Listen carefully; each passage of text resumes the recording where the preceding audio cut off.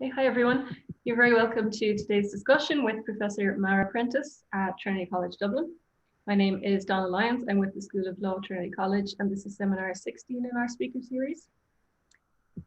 So we're delighted to welcome Professor Prentiss to our law school speaker series. Mara Prentiss is Mallinckrodt Professor of Physics and Director of Graduate Studies at the Department of Physics in Harvard University. Professor Prentiss is also director of the Prentiss Group, which focuses on using physics tools to elucidate important problems in biology. The basic principles governing self-assembly have been the focus of recent work, leading to potential improvements for gene-to-chip technologies, which may offer new insights into protein folding and new strategies for artificial self-assembly. And Professor Prentiss was just telling me that the Prentiss Group recently published a paper on COVID, and it sounds incredibly useful and practical in the current situation. So I'm looking forward to reading that. Professor Prentiss also worked in policy, advising the US government for 20 years, and has published papers with 4 Nobel Prize winners to date. So energy revolution, the physics and the promise of efficient technology is the subject of our discussion today. So this is a fantastic book by Mara Prentiss. In this book, Professor Prentiss points out that energy can be neither created nor destroyed, but it can be wasted. The United States wastes 2/3 of its energy, including 80% of the energy used in transportation. Mara presents and interprets political and technical information from government reports and press releases, as well as fundamental scientific laws to advance a bold claim, which is that wind and solar power could generate 100% of the United States' average total energy demand for the foreseeable future, even without waste reduction. And to meet the actual rather than the average demand, significant technological and political hurdles must be overcome. Still, a US energy economy is within reach, which is pointed out in this book. So Energy Revolution answers one of the century's most crucial questions, which is how can we get smarter about producing and distributing, as well as using and conserving energy? So before I hand the floor over to Mara, I just wanted to say that we are dedicating this event to our good friend Sharon Waters. I'm just going to share my screen so you can see my slide. Sharon is a School of Law alumna. She was also a graduate of Queen's University, Belfast School of Law, and anyone who knew Sharon knows that she was deeply passionate about environmental protection as well as social justice. She devoted her career to the betterment of society through her work with the Irish Refugee Council, European Movement Ireland, the Green Party, and the Child and Family Agency. She had so many friends internationally, and in particular here in Dublin, a very good friend to me and to so many others. And I would like to take this opportunity, therefore, on behalf of the law school, to remember Sharon on all the good work she did and all of the love and kindness that she brought to this world. We also remember Sharon's loving family at this very difficult time. So I'll stop sharing my screen. And then just to come back to the book, Mara, I just wanted to read a really brief quote from page 304, where you say that we could be on the cusp of an energy revolution, which might significantly improve the lives of almost everyone on Earth, if only we have the courage to seize the opportunity. So I'm wondering, would you like to tell us a little bit about the arguments in this book in relation to energy revolution? Thank you for that chance. And first, I'd like to say that I am glad that I have a chance to participate in something that honors Sharon Waters. That is valuable to me. And so I was going to try to share some slides, and there's always the possibility for technological disaster, but we shall see what happens. I'm hopeful. So as you said, my book was entitled Energy Revolution, and there are several pieces of it. In order to stop consuming fossil fuels, we need to make 2 sorts of changes. One is changing the sources that we use, and the other is changing the ways that we use it. And this is a bunch of pictures. I could give you half an hour on each one, but that would be unwise. So if people have questions later, I'm happy to go over them. Donna already graciously mentioned this point, that there's a tremendous opportunity that isn't often widely appreciated. When people talk about how much renewable energy we need in order to replace fossil fuels, they tend to think that however much energy we harvest from fossil fuels, we need that much renewable energy. And that's absolutely untrue. This waste, this black part, refers to energy lost to heat. And there's a fundamental law of physics that says when you burn something to generate mechanical energy, you have to lose energy. And I can explain that if people would like an explanation. I have a picture with the Eiffel Tower and everything, which gives an example, but you can believe that that's true. So for renewable energy, we don't need this part, we only need this smaller fraction. And this waste is explained on the next slide, because in this age of uncertain information, I wanted to be very clear about where I sourced everything. This is from Lawrence Livermore National Laboratories in the United States. It's a very complicated slide, and again, I could spend half an hour on it. I recommend it to you in a quiet moment if you sit around with a glass of Merlot and contemplate what it means.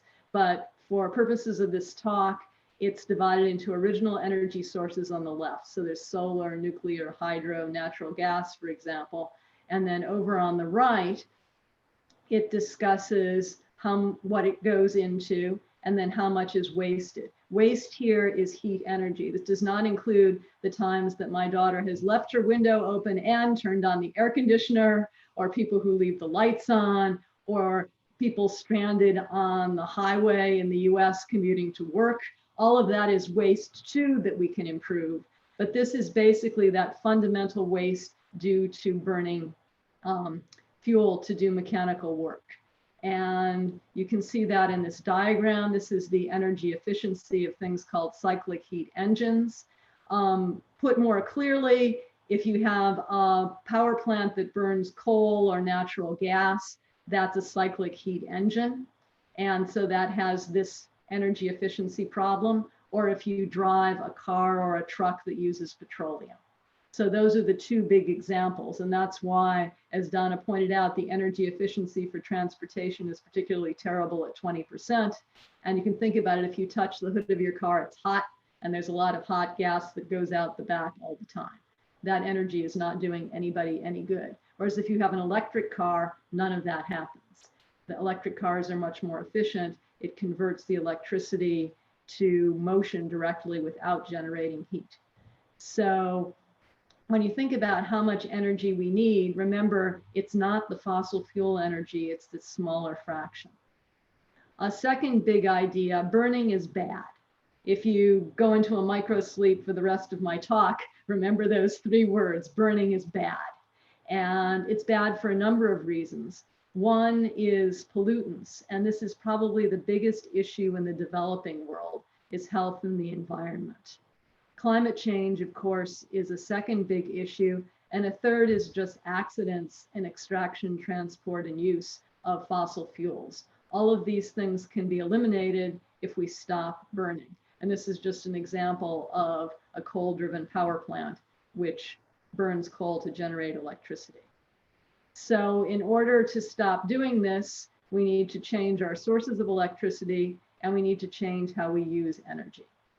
And suitable to the season of the year, I want to say I bring you good news. There's much good that has already happened.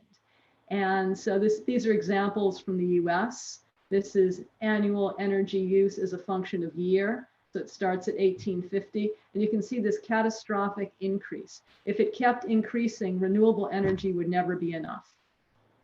For something that increases forever compared to something that's finite, it will never work. But fortunately, you can see that energy use has stopped increasing for 20-some years. And this is true throughout the developed world.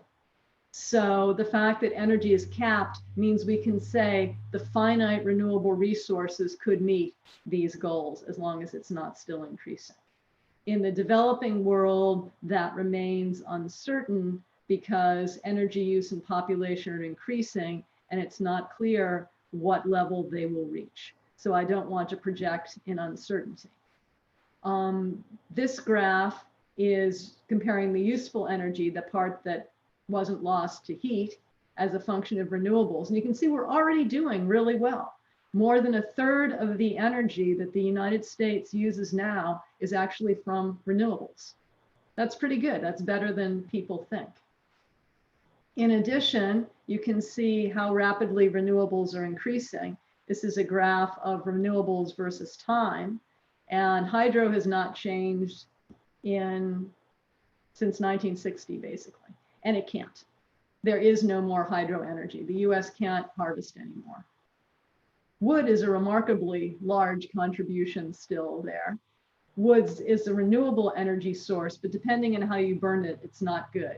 If you burn wood in an open fire in your tent, it will smoke up the tent and do many other bad things. So though it's renewable, it's not necessarily good. But what you can see is the huge increase in wind. You can see wind is almost nothing before 2000. It is now the dominant source of renewables. It exceeded hydro this year. And solar, you can see, is also going up very rapidly. Encouragingly, in the US last year, more renewable energy was used than nuclear. So we've already crossed that threshold. Oh, oops. And another good thing is people worry, well, is this going to destroy the economy?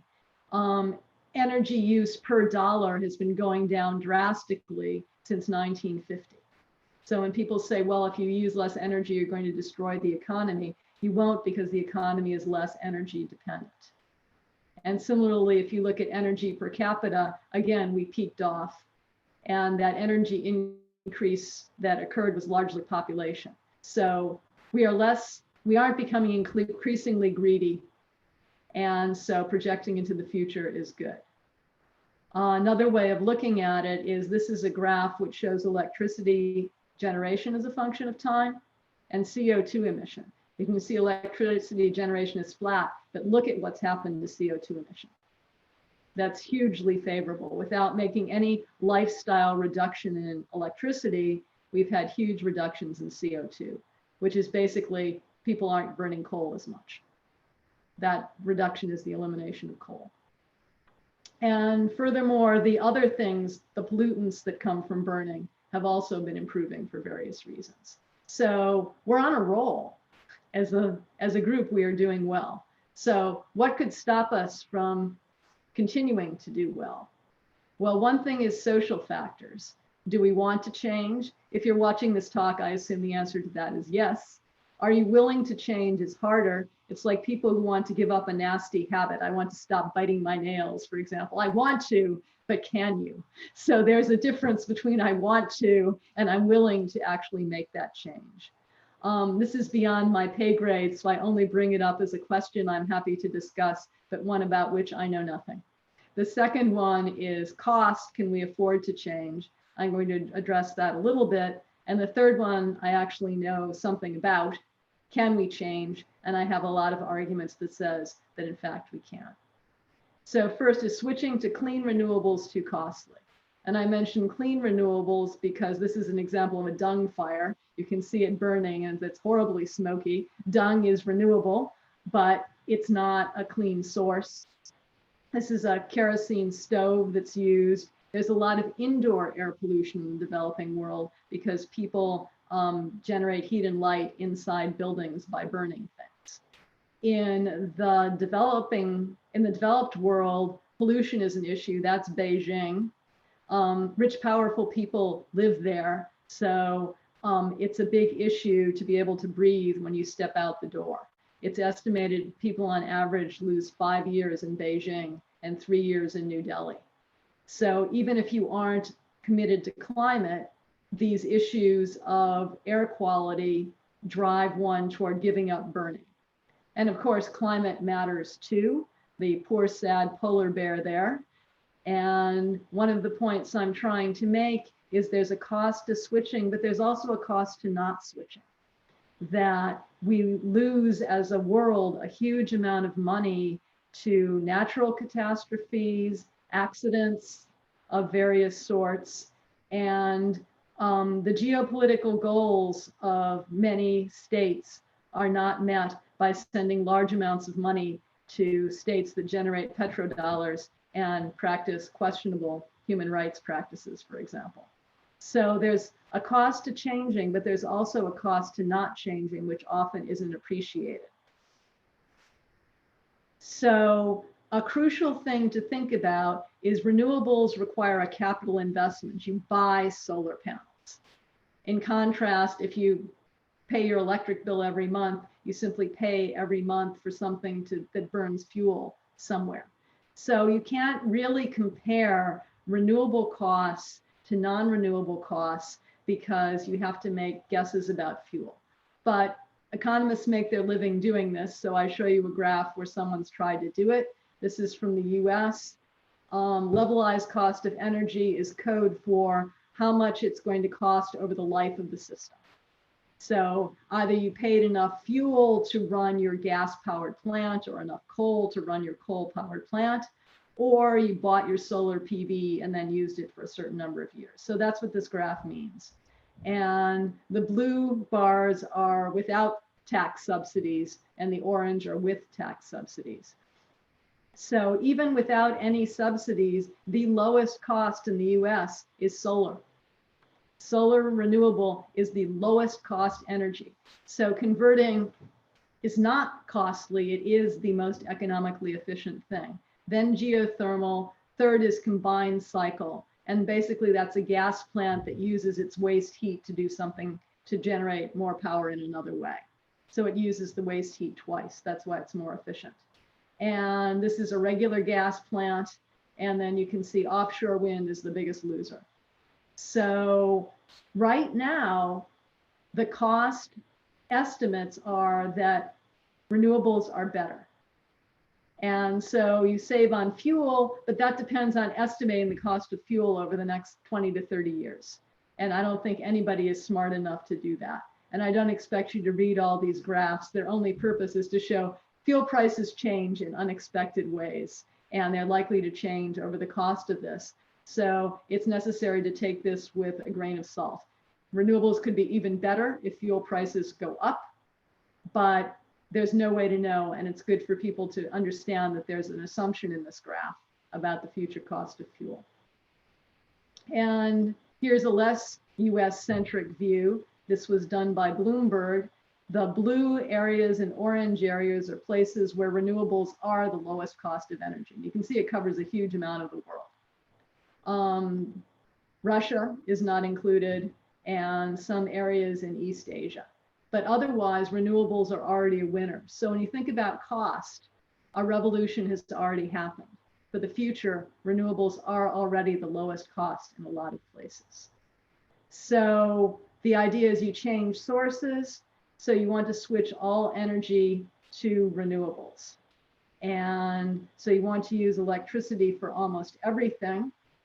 One of the interesting facts is that in the US, if you have a single family house and put solar panels on your roof and battery storage in your basement, you can generate all the energy you use. 100%. You can completely disconnect. You can power your 2 electric cars, was what I estimated people used, and the average power use for the house. So it doesn't matter what national energy policy is at that point. You can decide that's what you want to do. It's not cheap enough when you include the storage to encourage people to do that for economic reasons yet. But if you're passionate about it, you can do it. And I'd like to mention that developing countries may not pass through a grid phase. It may be better to go to local sources immediately, and that can have lots of economic and political advantages. So here's a technological slide. The US has enough on average, as Donna said. If you look at how much wind and solar there is in the US, we can comfortably meet 100% of our energy needs, not just our electric power needs, everything. And that's even without the burning bonus. If we add the burning bonus, it's even better. So this is well within our reach for the foreseeable future for 100 years. So you understand about changing to solar or wind as renewable power sources. How do we change our use?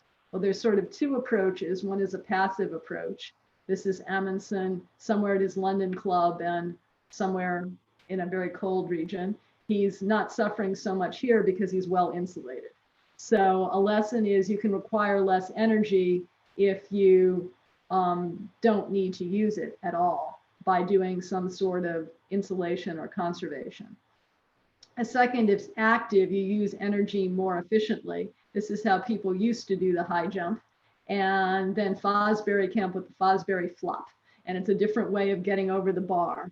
So this human isn't wildly more energy efficient than this one, but they jump much higher because they're using energy in a different way. So passive is good. This is a beautiful image from Greece somewhere. The houses are white because they reflect solar energy. And making that small change makes a difference. New York now requires roofs to be white instead of black, and that makes a significant contribution to not heating in the summer. Planting trees is also good. Not only do they do good carbon things, but they cast shade. So someone who's a farmer usually is smart enough to plant shade trees to keep them in the summer. And these are lots of other ways that you can cleverly use insulation or planting or something to lower light use. Second degree is active options, and you have two choices. Evolution is sort of a slow, gentle change, and revolution is a complete change in technology and strategy. So this is an example of evolution. This is showing you changes in gas mileage for US cars. So in the United States, people started driving a lot more in the 1970s. This black curve is how many miles they drive. But look at what happened to the energy efficiency of the cars. This was a regulatory change. The government required cars to be more energy efficient. So the miles per gallon increased. As a result, the actual fuel consumption went down. So we drove more and used less energy. But it's a slow, gradual change. And you could argue about changing from carburetors to other systems, but largely it's evolutionary. And this is one of my favorite examples of revolutionary change. This is an old style charger. And you used to have different charges. To go from the US to Ireland, you needed an energy converter to go from the different voltages. And these things are big and they have a lot of copper. So they're energy efficient, they consume natural resources, they're large, and they don't work terribly well. This is the replacement. You can now plug it in anywhere in the world. Your computer plugs in Ireland, Japan, the US, anywhere without a change. It simply adapts. And it's basically an electronic system that simply has a little switch in there that goes on and off in order to control the voltage. So it's smaller, lighter, cheaper, consumes less resources, and works better. You gotta love it. So these are other examples. This is an LED light bulb. Again, it's completely different technology. Incandescent light bulbs heat up. In the US, there used to be a toy called the Easy Bake Oven. You'd put a light bulb in and it generated so much heat you could bake cookies and brownies and things in the oven. If you now have an LED, it will not work because the LED generates light differently. I'm glad to go on at unbelievable length about how that works. But for the moment, I'll just move on to heat pumps. And heat pumps are awesome because they're 300% efficient or more. And this could cause you to say, okay, she's gone off the rails. What can be more than 100% efficient? And the answer is that basically in a heat pump, you don't pay for the heat, you do shipping and handling. You take heat from a colder place and move it to a warmer place. And it doesn't want to go there voluntarily, so you have to do some work in order to move it. But you're taking heat from the colder place and transporting it, and that's why it can be more than 300% efficient. You're paying the transport fee for something where you can use a lot of energy. So it works best when the two temperatures are similar. So when there's a small difference, the energy efficiency can be much larger than this. If you're trying to warm in Siberia, this may pose a problem because it becomes less efficient. So that's the end of my prepared remarks. And I open up to questions about the future of the energy revolution. Can it continue, and will it be enough? Thank you. Thank you so much, Professor Prentiss. That was absolutely fascinating. I just have a couple of quick questions before I open it up to others. Maybe just to start off, we had a seminar in this series a couple of months ago with Professors Noam Chomsky and Robert Pollin, and they cite your work in their publication, Climate Crisis and the Global Green New Deal, and they cite and endorse your work in green energy, and note that the arguments that you make for a transition to renewable energy in the US could be generalized to a global economy. And I'm just wondering, do you agree with that? And if so, how do you feel that that could work in practice? Thank you for that question. And I endorse their book too. And one broad point, burning is bad is true everywhere. And I tried to make that point that in some places it's an even bigger problem. If you're sitting in a tent with that dung fire, you are way more conscious of why burning is bad than if you're sitting in New York City, way far away from where the power plant is belching out whatever it's putting out. So getting away from burning is important everywhere. There's also a bigger safety issue with indoor fires. If you knock over that kerosene heater, that's a much bigger danger that we also don't face. So burning is bad is true everywhere, and the motivation to get away from burning can be even stronger in the developing world than the developed world because of those additional problems that we don't typically face. Rooftop solar is a tremendous opportunity everywhere because it provides local power that's not contingent on the power grid functioning, on having good national government. It's not so subject to corruption. Once you own it, it's pretty safe and you can use it to do a wide variety of things. As I was saying, my partner worked for a charity in Afghanistan that had rooftop solar, and they did manufacturing using that. They also offered free cell phone charging to the whole village. So they had plugs outside, which then allowed everyone to charge their cell phones. And so in many places, the two first things that are done is solar energy provides cell phone power and LED lighting, lanterns at night to be able to go places.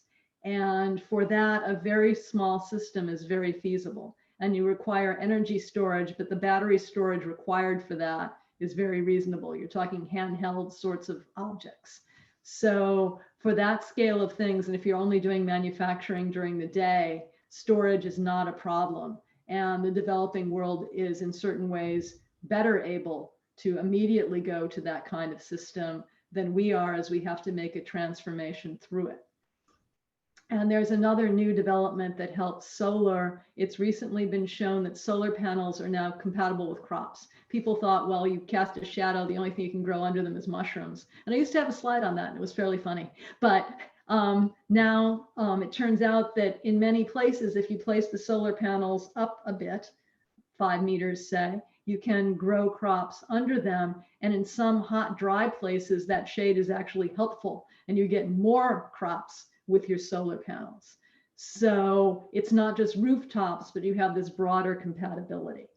Wind power is a bit more challenging because that needs to be built at scale to be very efficient. The capital issues are larger, whereas a solar panel can be the size of a cell phone, and you can get a lot done just using those sorts of units. So that would be my argument about the developing world, that for them, local solar offers tremendous lifestyle improvements in a way that doesn't require national level cooperation. Thank you so much. Just one last question from me, which is, how do you think that law and policymakers can assist in the transition towards a renewable future? And that's a huge question, and I have some suggestions. One is, of course, the famous carbon tax, which the US is particularly allergic to, but every economist I've ever talked to said that that is clearly the best way to go. Second one is cap and trade, which of course various US states and Europe have been using as an alternative. A clear legal framework that defines the liability resulting from carbon emission. This is an emerging legal area. Who's responsible? Is it the person who harvested the carbon, the person who burned the carbon, or the person who consumed the energy from the burned carbon? If, for example, it's burned in a power plant and then I use it to power my camera for Zoom, who is responsible for the carbon emitted in a legal sense? Regulation can have a big effect. I showed how automotive efficiency in the US had increased. A lot of that was due to regulation that said that it had to. There are a lot of regulations about the efficiency of air conditioners and other appliances. That can be a way of increasing efficiency, requiring that new structures be built with better insulation, et cetera. So regulation about energy use is effective. Subsidies and tax breaks. Very early on, a lot of solar and electric cars in the US had subsidies and/or tax breaks associated with it. And that was why when I showed my slide of levelized cost, I showed it with and without tax breaks, because that can make a significant difference. On that slide, by the way, solar and wind no longer get tax breaks. The tax breaks go to, oddly, nuclear and geothermal, but that's a US law issue. The more general idea is that that can make a difference. A huge issue is population density. I said, if you have a single family house, you can free yourself. If you live in a New York City apartment, you cannot. There is not enough renewable energy in New York City to begin to meet New York's energy needs. So there does have to be some coordination to connect places that harvest renewable energy and big cities that use it. And that can require grid level infrastructure to deliver electricity, for example.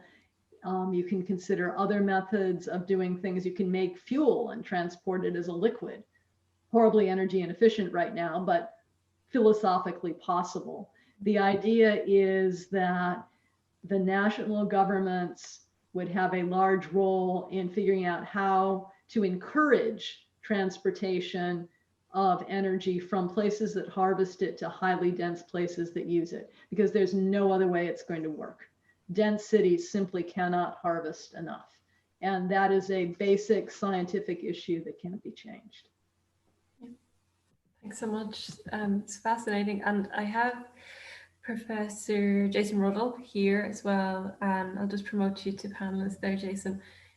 Jason is Assistant Professor of International Law at Leiden University with a particular interest in international environmental law, and has recently published a book entitled Compensation for Environmental Damage under International Law. So Jason has a couple of questions for you, Mara.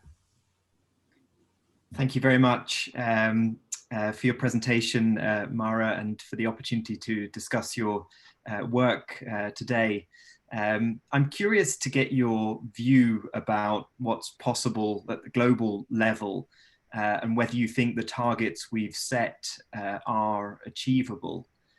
So around sort of 3 billion people around the world use wood, coal, charcoal, animal waste, and so on to cook with, or for heating purposes. And about 13% of the world still doesn't have access to electricity. So as is evident, half of the world's population use inefficient or polluting methods really to meet their everyday needs. And many do not have access to clean fuels and technology to remedy this.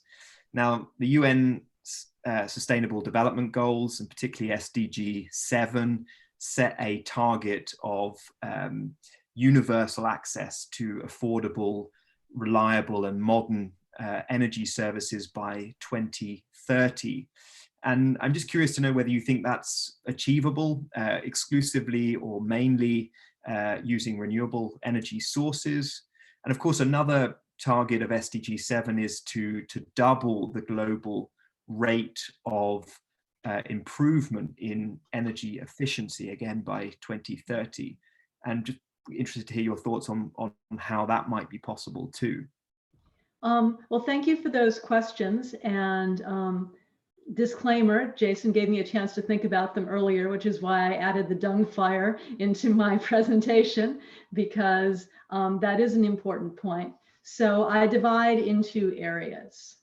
The most simple to deliver thing is local, I'll call it rooftop, whether there is a roof or not, but local solar can deliver small scale electricity, and the energy storage involved is small enough that it's very manageable. So for things like LED lighting and cell phones, it already works extremely well. So that's easy. The efficiency goals can be met in a variety of ways, including getting rid of that burning penalty. You posed an excellent question about cooking.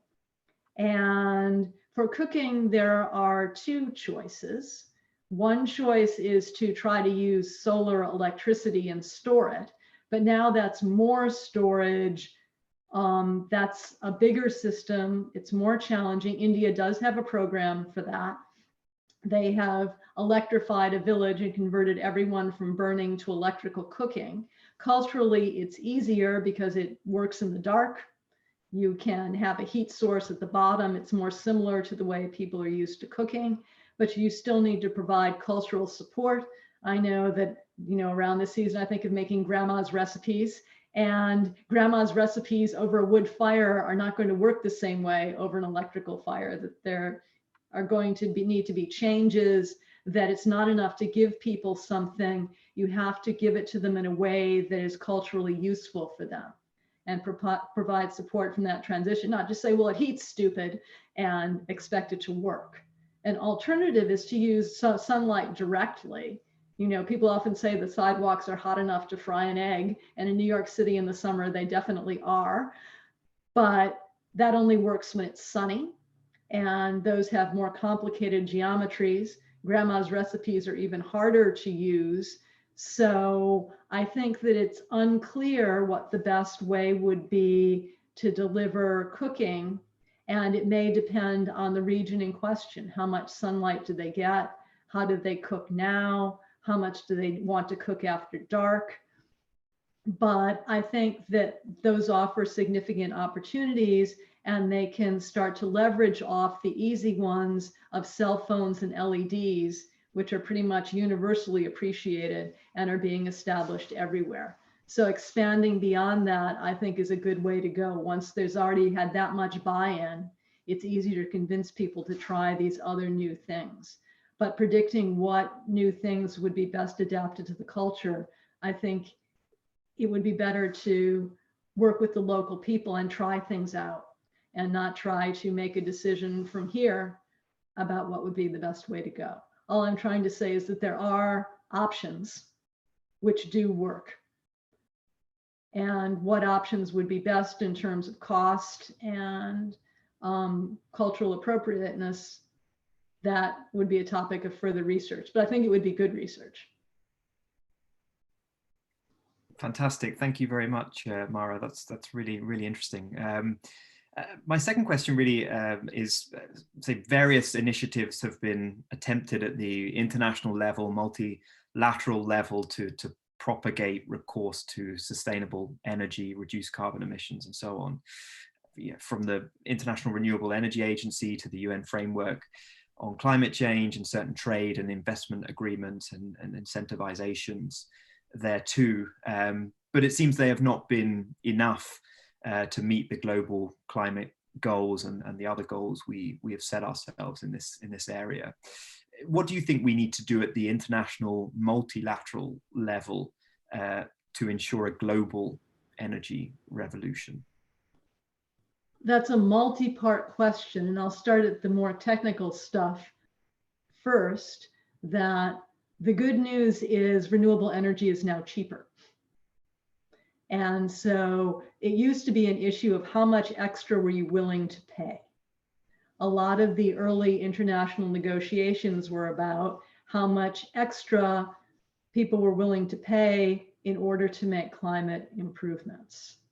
Now that's no longer the case. Even if greed is your only motivation, renewables are a good way to go. Then the storage issue arises, because those prices I gave didn't include storage, they only included generation. And there at the national level, there are ways to level out fluctuations. Germany does a lovely job, for example, of balancing wind and solar.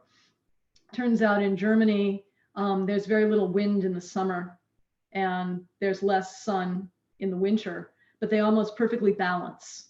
So the combination of the two provides more stable power. So instead of trying to store the energy from the summer into the winter, they just switch sources. So having diversity helps. In the US, different areas are windy at different times. So simply combining different areas of the US in one grid can help. Europe happens to largely be less windy in the summer, so sharing wind all over Europe doesn't help you much. But diversifying between wind and solar in different places can help a lot. You know, the sun never set on the British Empire. Even sharing across time zones in an area like Europe or the US adds another several hours to the solar day, which can help smooth things out. And so that kind of thing can lower the issue of renewables fluctuate. Some renewable fluctuations are useful. For example, if you look at California, as the sun rises, solar energy increases, but so does energy use, and they roughly even out. But then there's a problem on the backside, which they compensate for by hydro, by the way. They use much more hydropower in that sunset period than the rest of the day in order to compensate for those issues. So broader areas, geographical areas make a difference. And so that can be across large national or transnational areas that can really help. Beyond that, there's the issue of capital, that a lot of these things are capital intensive. So who is going to pay for that? And they're doing trade-offs. You know, people already have carbon offsets, for example, that people who generate a lot of carbon can have trees planted in some other area. We're working together to work out a way to have people in one area subsidize initial transitions in another area and have them feel that either it's going to be compensated because carbon is going to go down and that will help them, so it's worth the money to them, or doing some sort of bond issue that they get paid back later.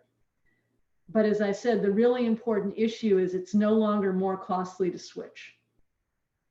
The only issue is storage and distribution, because as Donna pointed out, on the average, we have enough, but locally that's not always true. So the larger the area, the better, and storage is coming along. Solid state batteries are a revolution that's emerging. Toyota is going to be having prototype cars of them in 2021, and they charge several hundred miles worth of energy in roughly 10 minutes. So that's also another barrier removed. People say, well, I'd love an electric car, but I don't want to sit 45 minutes at the erstwhile petrol station in order to be able to go anywhere. And this helps with that too. So that's a breakthrough that's not yet here, but that's coming. And storage prices have been going down drastically. There's still a storage penalty that makes renewables more expensive if you store, but that penalty is also decreasing. So with every year, even the greedy will want to switch, and less moral persuasion and careful negotiation is required. And the big issue, as you mentioned, is the developing world. Well, I'm saving money by doing my solar thing, but why should I help them? And trying to work out how to get enough capital for places to do that may yet remain a challenge. But because they too can benefit by charging for the cell phone charging and the LED lights, that it may pay off. In Kenya, I believe that it does. People become solar entrepreneurs, they invest that capital, and then it pays off in a period of several years. And so having it a loan rather than a gift could help, but that's starting to get above my pay grade. I was just sort of trying to give a flavor of possible options. But the crucial feature is renewables are no longer more expensive, and local solar can provide enough for personal use even in very greedy America, let alone at the village level in a developing place. And so that is enough. If you can just get that solar there, it is an economic win. Thank you. Thanks so much. Jason, did you have any other questions? No, that's a fascinating insight. Thank you so much, Mara. Really interesting. Thank you, Mara. Thanks again, Jason. And Bláthnaid Carney is also with us today. She has a question for you, Mara. Bláthnaid is an LLB graduate from the Law School in Trinity and currently training to be a barrister at the King's Inns. Would you like to go ahead, Bláthnaid? Hi there. Thank you so much, Mara, and to Dr. Lyons for organising this evening's webinar. It's been so interesting so far. I've really enjoyed it. Mara, I just wonder, based on the book that Dr. Lyons had mentioned earlier with Professor Chomsky and Professor Pullen, I know that they had suggested that a large part of the reticence that comes with acknowledging the importance of renewable energies is largely based on, I suppose, the capitalist influence on the industry. And I wonder if you could perhaps dispel some of the myths that are really commonly circulated by industry-backed rhetoric. One specifically might be that renewables require too much land to produce electricity. Ah, thank you for asking that question. I would have bribed you to ask had I known that it's simply not true. And one of the things I made an effort to do in my book is give everyone the opportunity to do the calculation for themselves. One of the things that's always troubled me is people say, well, my expert says this, well, my expert says this, and then they just scream at each other. So what I did was work through how much energy it takes. And so you can start very basically from the sun.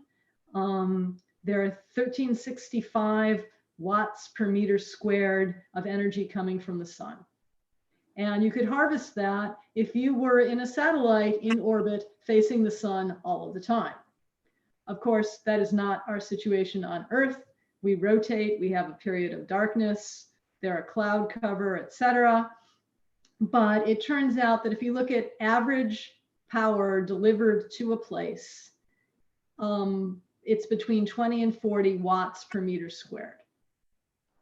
And you can then figure out how many watts people use, and that tells you how much acreage. So the answer is to do all the energy for the United States would require less than 1% of the area in solar panels. So that's a pretty small number. Look at it another way, however, it's all of the paved highways in the United States. I was trying to figure out what 1% was, and I looked at it. That's actually a lot of space, but in terms of overall area, it's less than 1%. So that's very reasonable. For wind, it's larger because wind has less energy per meter squared. I used a more conservative 2 watts per meter squared. And people get all excited about, well, how close can they be to each other? But I took that into the calculation. I spaced them out so they aren't interfering with each other. 2 watts per meter squared is very reasonable. There's, I believe, a Kentish Flats wind farm off of the UK. And I looked at their actual numbers. So they truly generate this, and it's very reasonable. Given those numbers, it would take about 15% of the United States. And you guys don't look at this all the time, but we have an election, and one of the things we do is color the states according to what presidential candidate was voted for. And there's a sort of stripe that runs down the middle of the United States. Coincidentally, that stripe is also where there's most wind. So it turns out that the politically conservative states are the places with all the wind power. So Iowa is a farming state. It's very conservative, but they generate something like 40% of their total electricity from wind. So politically, there's actually a huge capitalist buy-in from conservative people in the heartland of the United States for wind power, because it stabilizes farm income when crop prices fluctuate. They get a fixed amount of money for those wind turbines that's guaranteed whether China buys their crops or not. And that's actually a huge capitalist win for them. So my argument is to try to push the capitalist argument for it, not to try to oppose invested capitalist opinions, but to go in the opposite direction and say, you consumer, this is an advantage for you. Mere capitalism and greed encourages you to go for renewables. And that in many places, adopting renewables is helpful from the capitalist point of view for the local economy, which is why I gave the example of the middle of the United States. It's a place that is socially conservative and often has trouble with crop price fluctuations. They don't have stable incomes because it varies from year to year. Being able to have stability from wind turbines can help them manage their economic life better.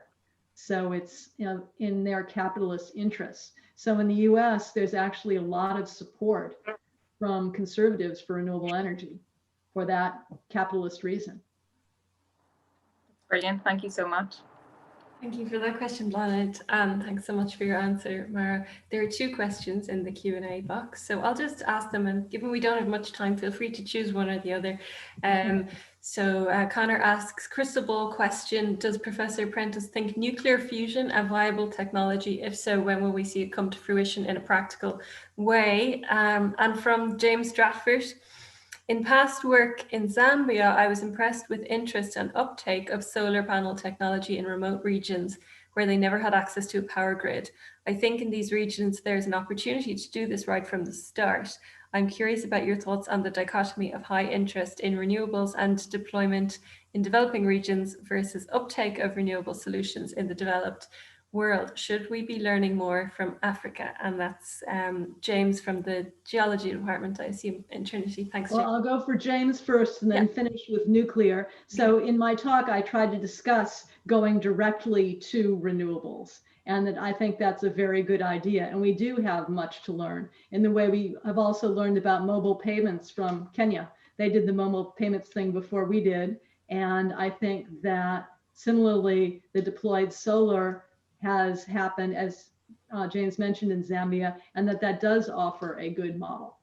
That places that skip infrastructure grid altogether are in some ways in a better position, and we would be wise to learn from them because they've done a lot. So I think that's a fabulous question, and I tried to mention it, but I appreciate the opportunity to say it more clearly.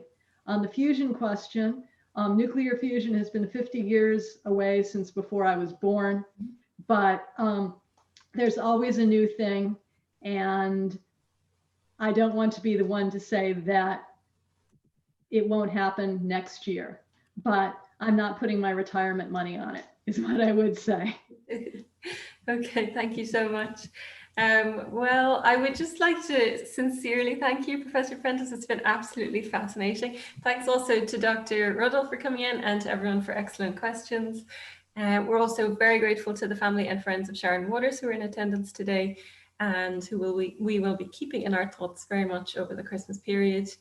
So this book, Energy Revolution, touches on important issues relating to the future of our planet, and we do face a confluence of challenges at this time.